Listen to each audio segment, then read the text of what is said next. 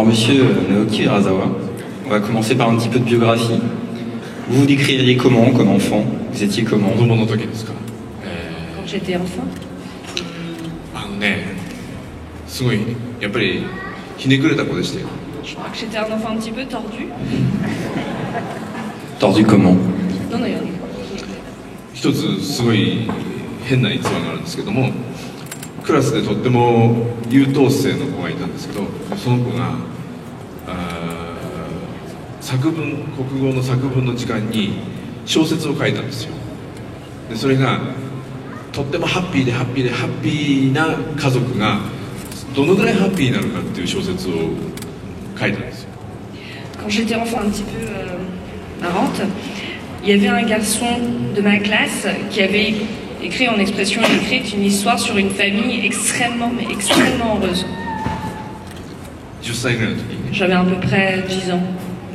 で僕はその子が書いた小説を先生がものすごく褒めたんですけども、僕はその小説を先生が読んでみんなに聞かせたんですけど、そんなのは嘘だって思ったんですよ。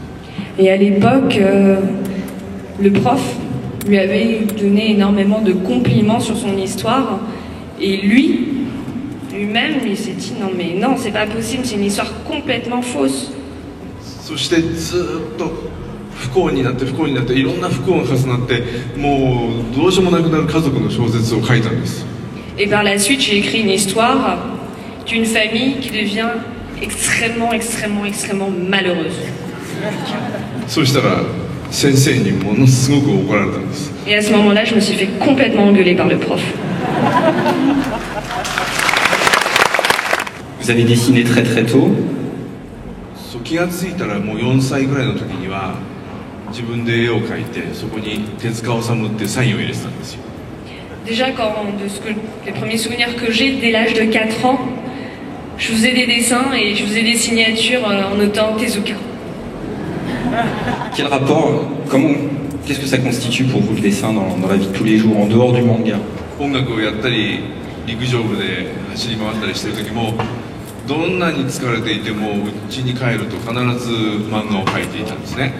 でそれを今度こそ漫画を描くのをやめるかなって思ったんですがやめてないんですよ。でそれを自分でまるでなんかご飯を食べてるみたいだなと思いました。 J'ai fait du sport, j'ai fait de la course, je faisais de la musique, mais même si je rentrais extrêmement fatiguée à la maison, j'avais toujours un moment où je faisais des dessins, je dessinais des mangas. Je me suis dit, il y a forcément un moment où je vais arrêter de faire des mangas. Mais finalement, bon, j'ai toujours continué et maintenant je me dis que c'est un petit peu comme manger. Est-ce que vous avez un souvenir très fort du premier manga qui vous a marqué? 僕の人生の中で一番そういうエポック的に残っているのは、13歳の時に、火の鳥手塚治虫の火の鳥を、全巻買いまして、で日本って縁側っていうのがあるんですよ。庭が見える廊下でそこに座って読んでいてあまりの凄さにぼーっと呆然として本を持ったままぼーっと呆然としてパッて気がついたら日が暮れてたんですよっていうぐらい呆然としてました。 Oui, s'il y a une période comme ça, c'est vrai que quand j'avais 13 ans, il y a un jour j'ai acheté tous les tomes du Phénix de Monsieur Tezuka. Et au Japon, dans les maisons traditionnelles, il y a un endroit qu'on appelle le Engawa, c'est un couloir qui donne directement sur le jardin.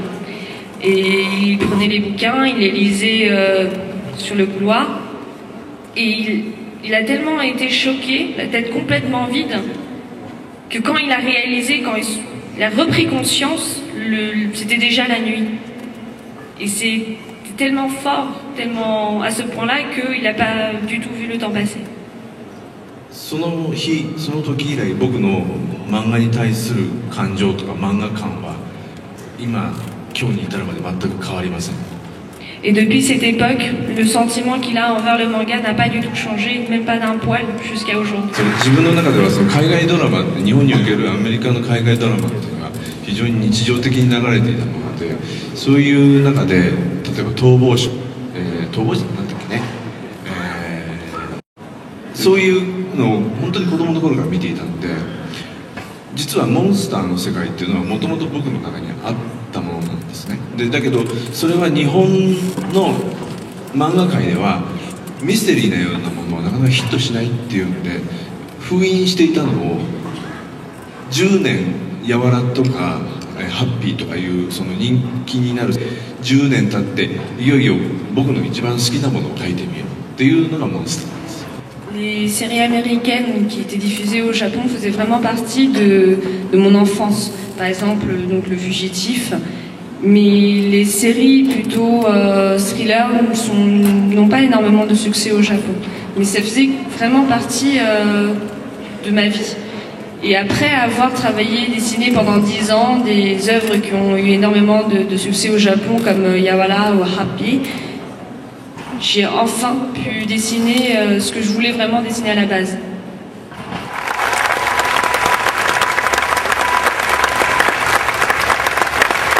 Allez plus fort, vous êtes plus fort tout à l'heure.